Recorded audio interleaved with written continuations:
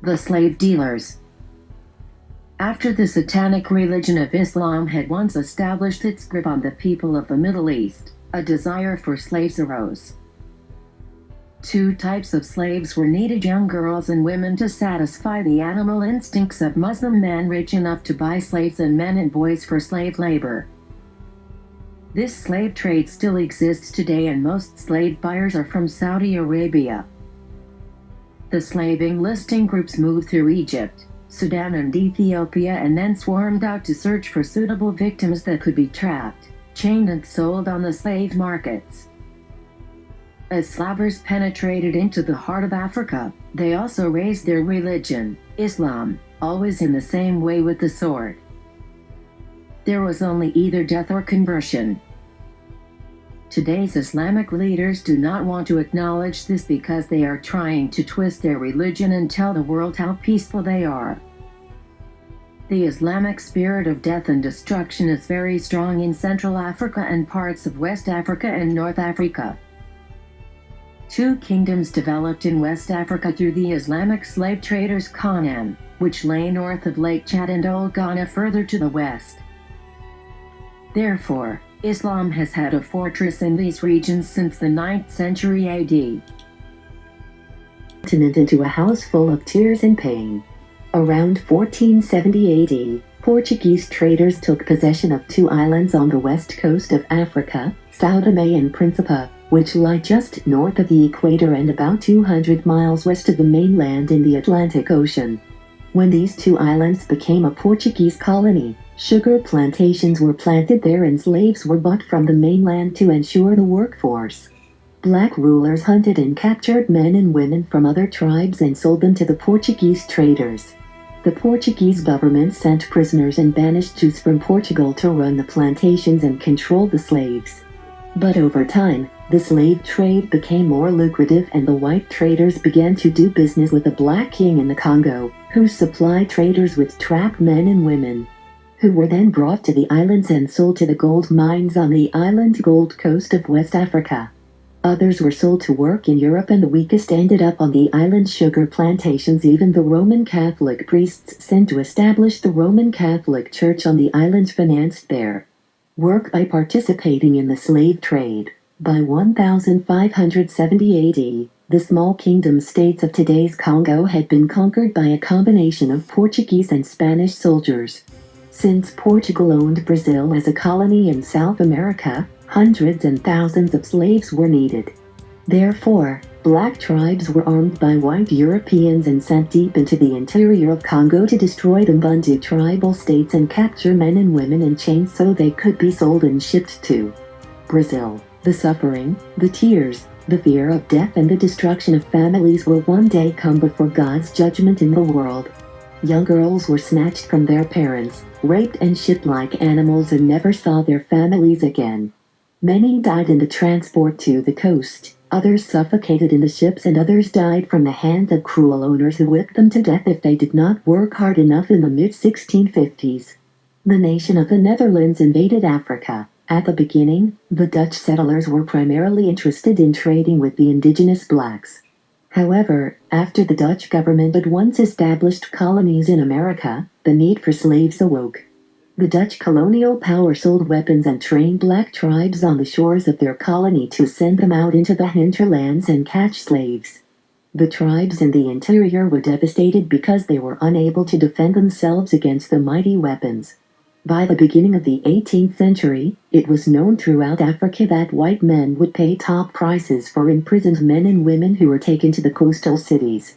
This created the Kingdom of Luanda, consisting of a powerful tribe in Central Africa, which controlled large areas of the country to the present-day Angola. This Kingdom of Luanda was known as the Kingdom of Kazanj. His entire economy was founded on the onslaught of other black tribes and the peoples drifting into the coastal cities, where they were then bought by whites and loaded onto the slave ships. At that time, the entire hinterland of Africa was crisscrossed with streets where raiding, armed black armies roamed and searched for victims. In the 18th century, France made a military move to the north coast of Congo and expelled the Dutch. Since France had made Haiti a colony and planted sugar plantations on the island, it also needed slaves there. In the years leading up to the French Revolution, French ships brought 10,000 black men, women and children to their colony aboard sickly infested sailing ships with 500 slaves crammed below deck. The French slave wardens were extremely brutal against the men and women who worked in the fields. They were not paid and the conditions were appalling. Smallpox, measles, pneumonia, malaria and sleeping sickness killed many blacks before they even arrived in America. In Africa, farm yields dwindled as the best and youngest people were torn away, and a famine raged in Africa. In the 19th century, the French had withdrawn after the Revolution, but now the Portuguese came back violently, because in Brazil there was a huge need for slaves. So the terrible slave trade continued until the late 1880s. Spain also participated in the slave trade after establishing Cuba as a colony. Thousands of slaves were brought to the island. After a need for slaves was established in the American colonies, British slave traders, many of them Jews, went to the coast of Africa and, with the help of the British Navy, took over a large part of the slave trade, which was completed in the 18th century. To help the reader understand the extent of the slave trade, let's look at the following figures. In 1620, 10,000 black slaves arrived in America, only those who survived the shipment. By 1675, this number had increased to 25,000 slaves a year. The total import of slaves during the 17th century is estimated at 1,494,000. Total slave transport during the 18th century included about 5.2 million slaves brought to North and South America. From 1815 to the 1860s, 2.78 million black slaves were hunted in Africa, loaded onto ships and brought to North and South America. 15% of slaves in the 19th century were transported on American slave ships. The remainder is distributed among British, French and Portuguese ships' white settlements in Africa. In 1652, the Dutch East India Company established a supply station at the Cape of Good Hope, at the head of present-day South Africa, and by 1707 this colony had grown to 1,707 white settlers, Dutch, German and French Huguenots, French Protestants who had fled France. These white settlers were also known as Boers and were later called Africans. At the end of 2000, the number of white Africans in South Africa was 2.6 million. Because of the Napoleonic Wars in Europe in 1806, the Dutch government was forced to hand over its South African colony to the British government.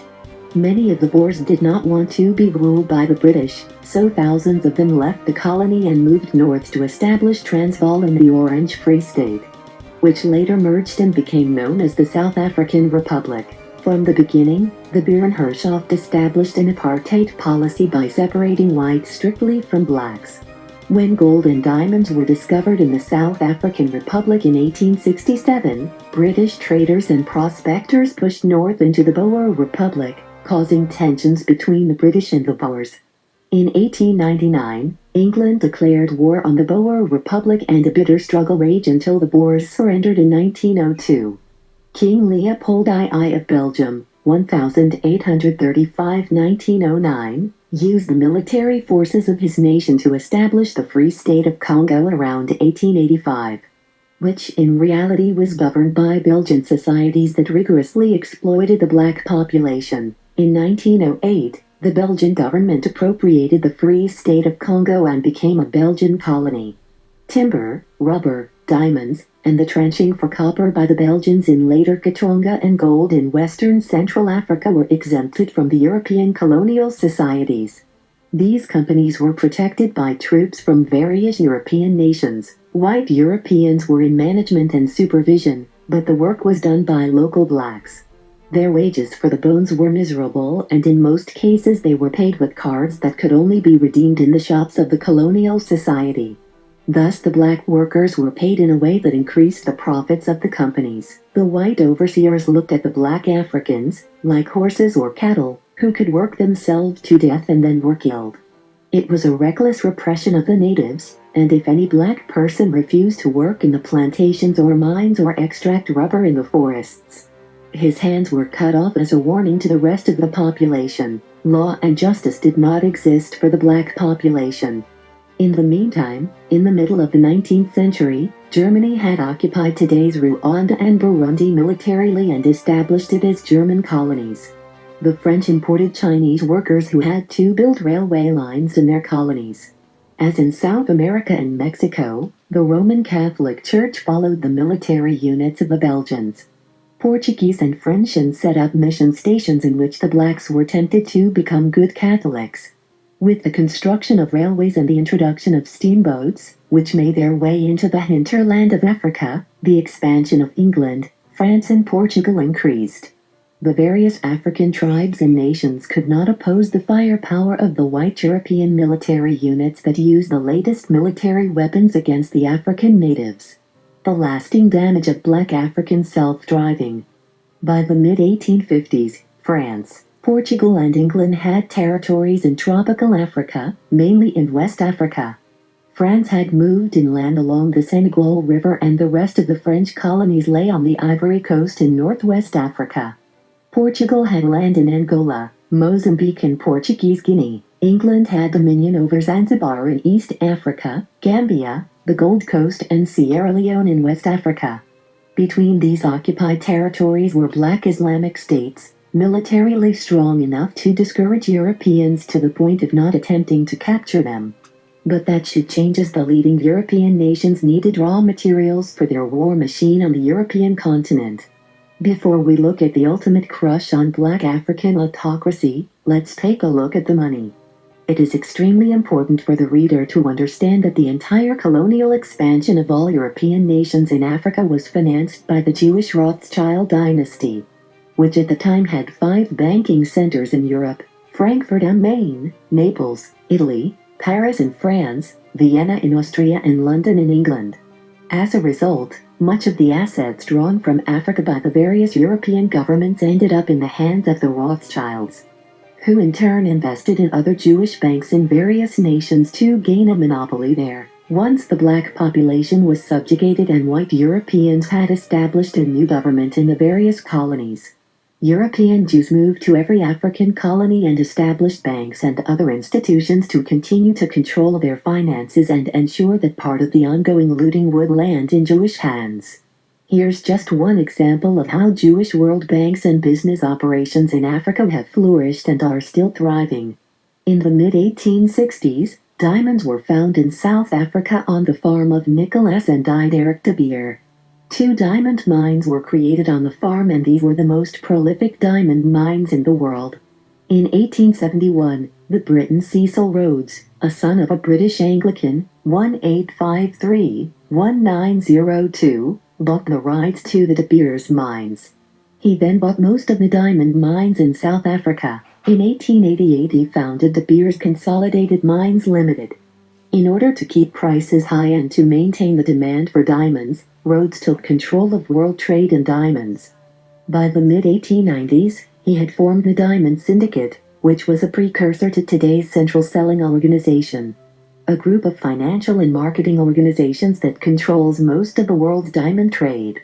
Rhodes, a graduate of Oxford University, had been able to take these steps because of his close relationship with the Rothschild dynasty.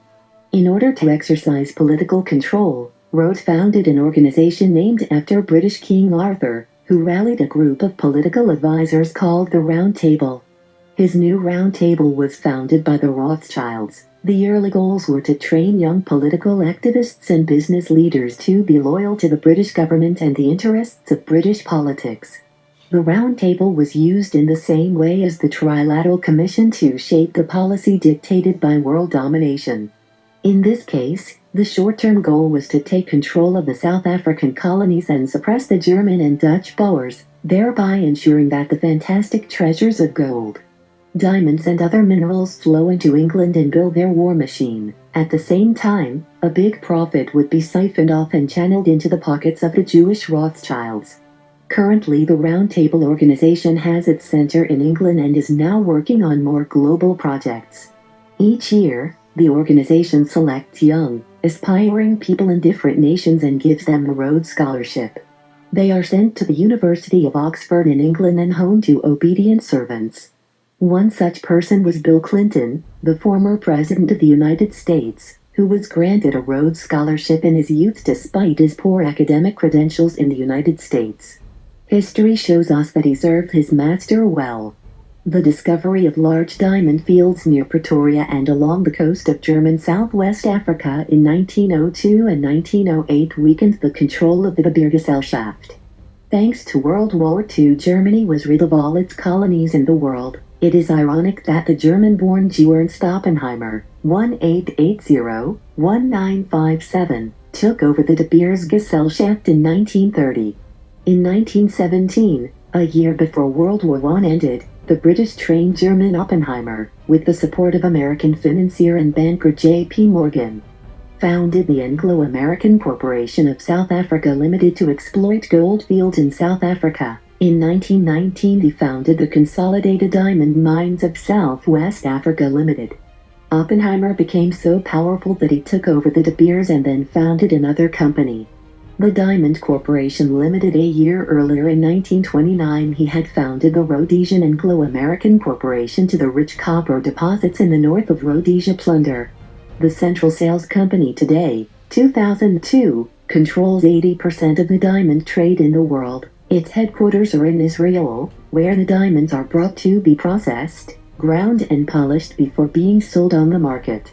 Most of the diamond trade in the United States takes place in New York, where American and international Jews dominate the market. Billions of dollars are earned from diamonds, and only a miserable part of it falls into the hands of black Africans, who provide the land and manpower to extract the diamonds from the earth. The Berlin Conference. In 1884, 15 nations convened a conference in the German capital Berlin. From the still existing black African states, no representatives were present. There was no talk of the legal rights of the indigenous people of Africa at this conference. The question was how to divide Africa into colonies and avoid a war over it among the European states. In a conversation about peace and harmony, Africa was divided into colonies on the backs of black people exploited as a commodity of cheap labor. Germany consolidated its possessions in West Africa, the countries of Togo and Cameroon. England concentrated on the Niger region while France received land to add to its properties north of Lake Chad, with the dream of digging a French colony from Algeria to the Congo. South Africa was split between England, Portugal, Germany and France. Due to tensions between Germany and England, Portugal was able to retain Angola and win Mozambique. Germany received Tanzania, Rwanda and Burundi. France won the island of Madagascar. The rest of South Africa and East Africa fell to England. Italy had also invaded Africa, establishing colonies in northern Ethiopia, known as Eritrea, and receiving parts of Somalia.